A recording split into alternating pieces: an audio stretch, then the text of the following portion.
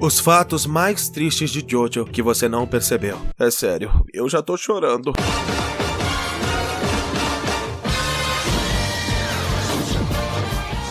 Jojo, na maioria das vezes, é um anime bem positivo, com sentimentos positivos. O autor de Jojo, Hirohiko Araki, até faz questão de dizer que Jojo é um mangá feito para exaltar as melhores virtudes de um ser humano. Como ele mesmo já disse, Jojo é uma celebração para a humanidade. Mas apesar dessa filosofia toda, quando Jojo nos faz chorar, a gente não chora, a gente fica em prantos. São tantas mortes e acontecimentos inesperados que fica difícil não se emocionar. Mas tem algumas pequenas coisas tristes que a gente acabou nem percebendo, mas são coisas muito pesadas.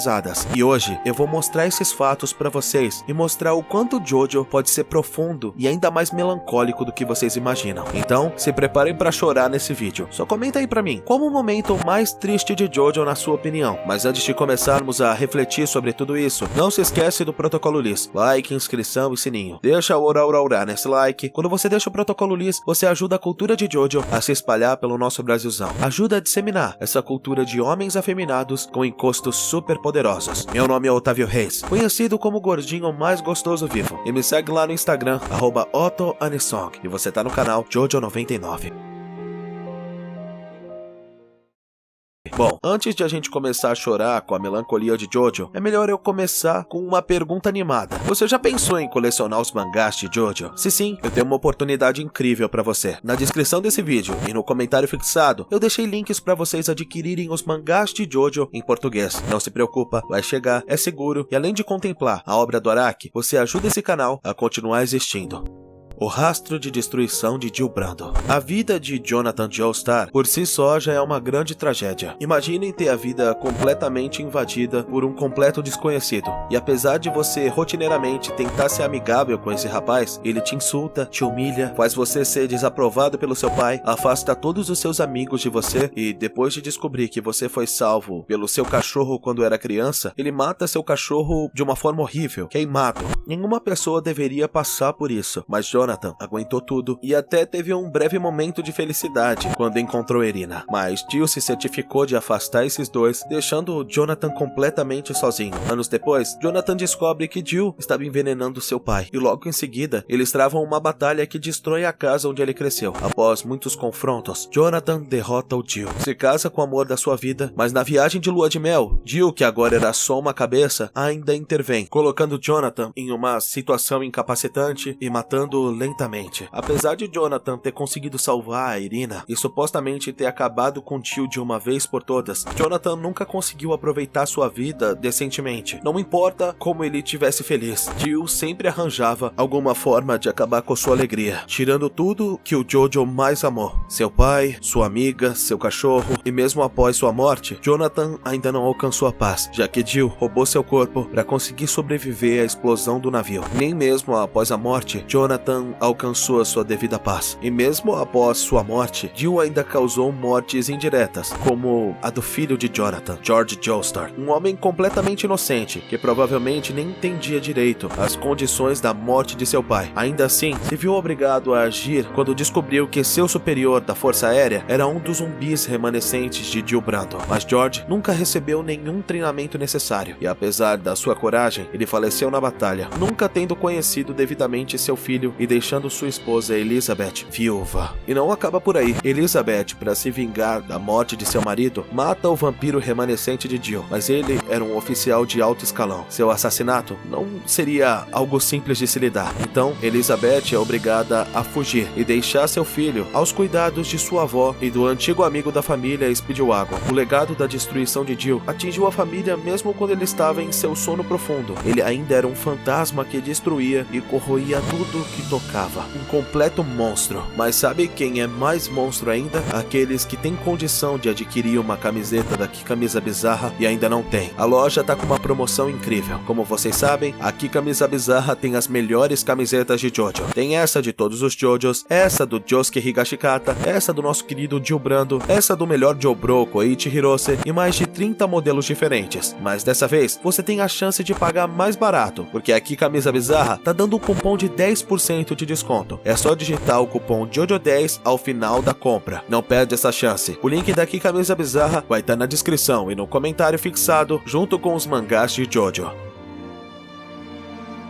A parte 3 é completamente recheada de eventos tristes, traumáticos e que deixaram qualquer pessoa minimamente normal com alguns problemas para dormir. Começando com a pressão sobre Jotaro Kujo, que teve sua adolescência interrompida para lutar com um vampiro centenário em outro continente e impedir que sua mãe seja morta pela habilidade de stand que está se manifestando no corpo dela. Tudo bem que falando desse jeito parece uma coisa meio boba, mas colocar esse tipo de pressão em um jovem que ainda nem tinha entrado na vida adulta é como roubar um pedaço da sua juventude, roubar um pedaço do seu tempo em que ele poderia ser bobo, irresponsável e até mesmo, de certa forma, inocente. Jotaro teve que amadurecer muito mais rápido do que qualquer pessoa na sua idade, e a julgar pelo que acontece no seu futuro, ele nunca teve nenhuma forma de recuperar esse tempo perdido. A tragédia dos Crusaders não se limitou ao Jotaro. Kakyoin foi um dos que mais sofreu, não só durante a jornada, que quase o cegou, mas durante quase toda a sua vida. O fato de Kakyoin ter um stand o impedia de se conectar com outras pessoas. Então, ao longo da sua vida, ele nunca teve amigos, nunca teve ninguém para sentar na calçada e conversar sobre a vida da forma mais boba possível. Seus únicos amigos foram os homens que o acompanharam durante essa jornada de 50 dias até o Egito. E outro detalhe muito importante a ser mencionado é que ele nem chegou a avisar seus pais que estava indo viajar. Outra evidência da solidão de Kakyoin, que era tão distante de todos, que nem ocorreu avisar seus próprios pais sobre a viagem dele. Então, enquanto todas as batalhas da parte 3 aconteciam, os pais de Kakyoin apenas se questionavam: onde está o nosso filho?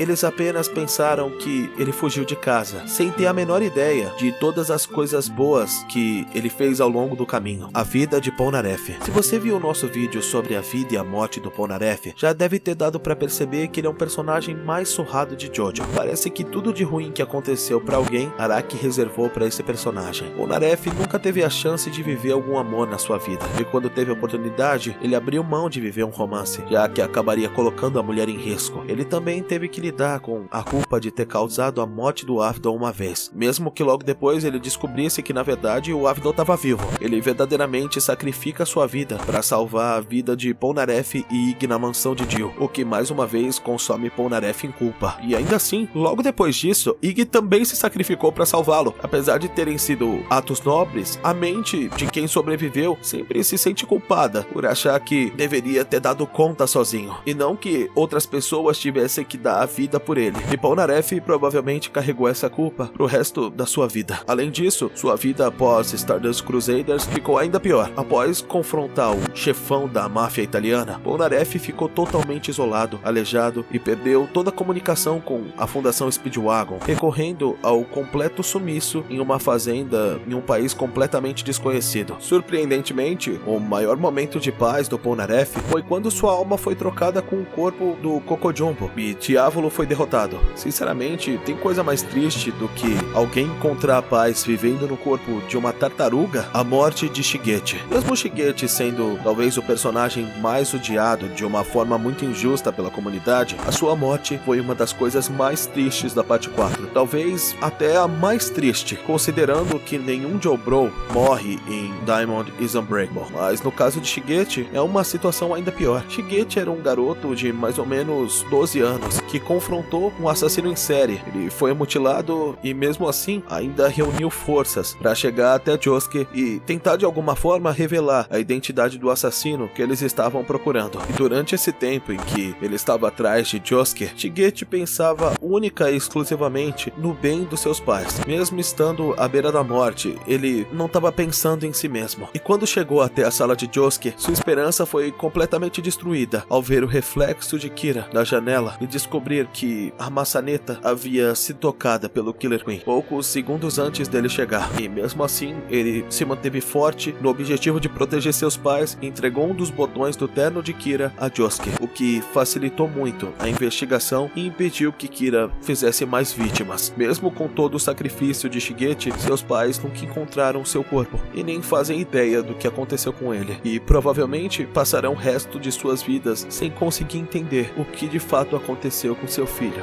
Jotaro, e sua filha. Jotaro foi obrigado a se afastar de Jolene durante sua vida inteira, assim não colocaria ela em risco contra outros usuários de stand. Jotaro teve poucas alegrias na vida dele, e nem mesmo pôde desfrutar da alegria de ter um filho, e até pouco tempo tempo antes de morrer, sua filha o odiava completamente, pensando que ele simplesmente a abandonou. Mas na verdade, Jotaro sempre esteve cuidando dela. E no final de Stone Ocean, quando eles finalmente conseguiram se acertar e pensávamos que eles conseguiriam se acertar de fato, Jotaro morre e sua filha morre logo em seguida. Eles nunca tiveram tempo para se conhecer, para terem uma conversa tradicional de pai e filha, nunca tiveram tempo para nada. Apesar de Jolene ter entendido por conta própria o sacrifício que Jotaro teve que fazer para mantê-la segura, Jotaro em si nunca pôde se explicar. Ele nunca pode dizer para sua filha o que ele tinha sentido, o quanto ele amava, mas pelo menos descobrimos que eles tiveram como se consertar, mas em outra vida. O futuro de Empório.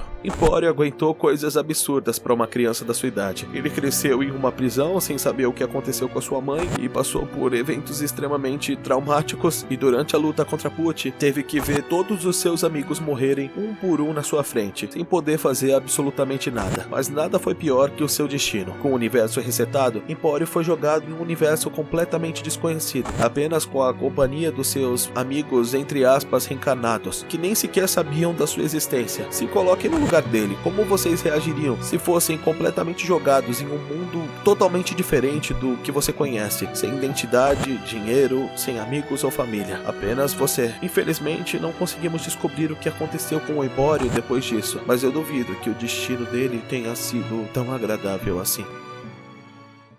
Um agradecimento especial a todos os membros do canal. Vocês ajudam o Jojo 99 a continuar existindo. Gratidão por acreditarem no nosso trabalho. E aí, o que vocês acharam desse vídeo? Comenta aí pra gente. Não se esquece, para adquirir os mangás de Jojo e as camisetas da Camisa Bizarra, tem um link na descrição. Eu agradeço a vocês por estarem aqui comigo. Vocês são massa e não fumem maconha.